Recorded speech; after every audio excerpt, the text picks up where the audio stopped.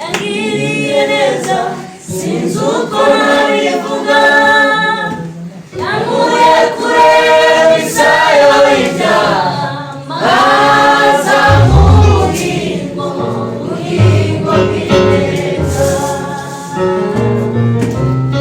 Umucyo mwinshi wamurikiye ubugingo bwanjye, amwogero wese yera ko ndahinduka, nanjye nzibera mu mahema yiwe, nzamutegereza sinzarambirwa.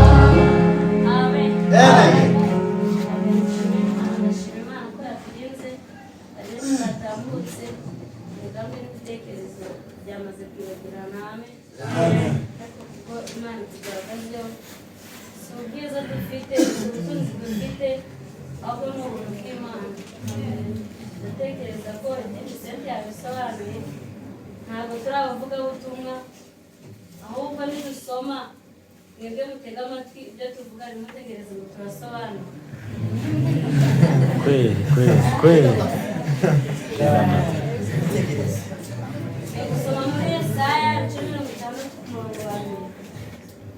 Byuka urabagirane kuko umucyo wawe uje, kandi ubwiza bw'Uwiteka bukaba bukurasiye.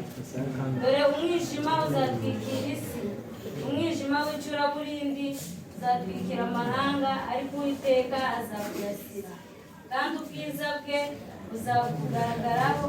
Amahanga azagana umucyo wawe, n'abami bazagusanga ubyukanye kurabagirana. Amen.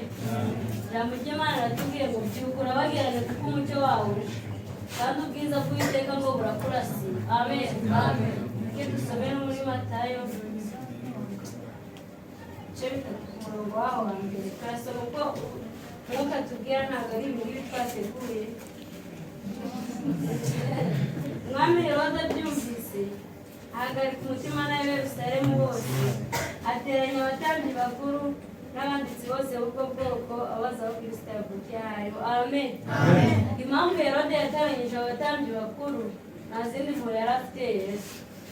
Yari azi ko Yesu agiye kumunyegaho ubutware, kandi Yesu ntabwo ari icyo yarateganyije. Amen. Ngo impamvu Yesu yateranyije abatambyi bakuru, impamvu Herode yateranyije abatambyi bakuru nta zindi mpuhwe yari afitiye Yesu. Yari azi ko Yesu agiye kumunyegaho ubutware, kandi Yesu ntabwo ari icyo yarateganyije. Amen. Kristo mwese muri hano, mutegure imitima yanyu, Yesu Kristo azabane namwe. Ni iryo jambo narifite, rizababere impamba n'inkomezi mu mitima yanyu, rizabageze mu bwami bwo mu ijuru.